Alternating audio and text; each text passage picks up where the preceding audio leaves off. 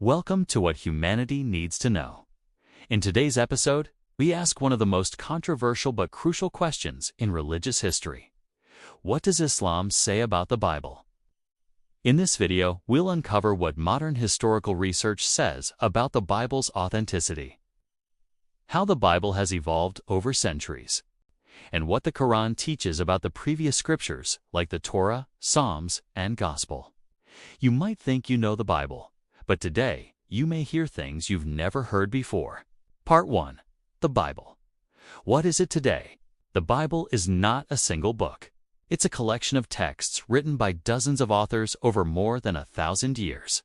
It includes the Old Testament, the New Testament.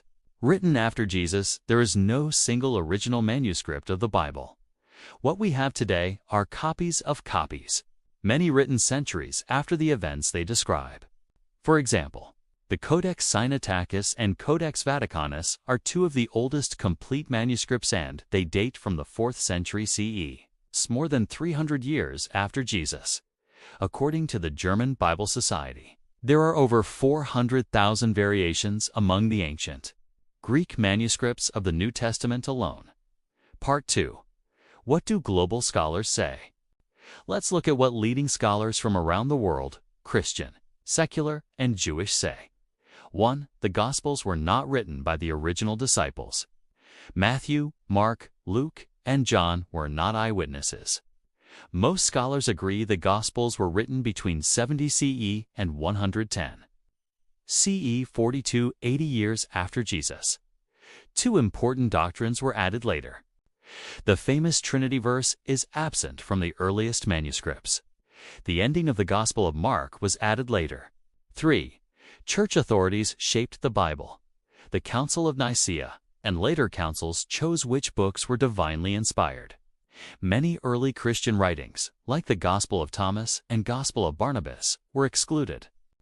Renowned scholars like Bart Ehrman and Elaine Pagels have shown that early Christianity was far more diverse than people assume today. The Bible reflects only the version that was politically and theologically dominant. Part 3. What does the Qur'an say? Islam provides a fascinating position. The Qur'an acknowledges the Torah, Zabur, and Injil as original revelations from God. Indeed, we sent down the Torah, in which was guidance and light, and we gave Jesus, the Son of Mary, the Gospel. However, the Qur'an also warns that these scriptures were changed by human hands.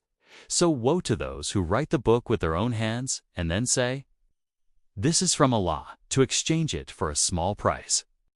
This concept in Islam is called tahrif, corruption or distortion of the original text.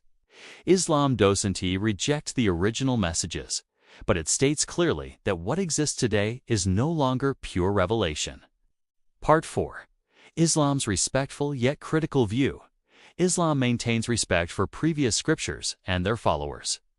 In fact, Jews and Christians are called people of the book in the Quran.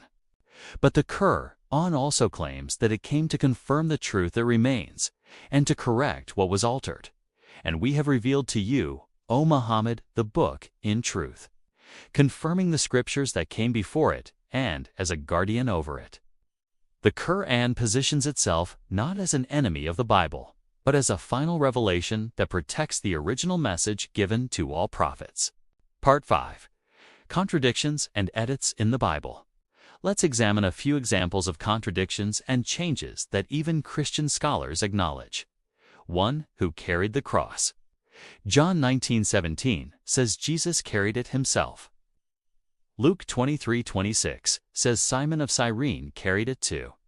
What were Jesus' last words? Matthew, my God, why have you forsaken me? Luke, Father, into your hands I commit my spirit. 3. The death of Judas Iscariot. Matthew 27:5 says he hanged himself. Acts 1:18 says he fell. His body burst open. These examples suggest that the Bible includes contradictory narratives, sign of multiple human authorship rather than one divine source. Part 6. Jesus in Islam. A common ground: Islam doesn't just talk about the Bible, it also talks deeply about Jesus.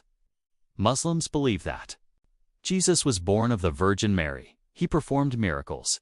He was a prophet and messenger of God. He did not claim to be God. He was not crucified, but raised to God, the Qur'an says. They did not kill him nor crucify him, but it was made to appear so to them. The Qur'an presents Jesus as a noble, honored prophet, calling people to worship one God, not himself. So what does Islam say about the Bible? That the Bible once contained the Word of God, but history, politics, and human hands changed it. The Quran came as the final, preserved revelation, confirming what was true and correcting what was not. We invite all sincere seekers to study both honestly, deeply, and prayerfully. Thank you for watching What Humanity Needs to Know. If you found this video enlightening, please like, comment, and subscribe. Truth stands clear from error for those who seek it.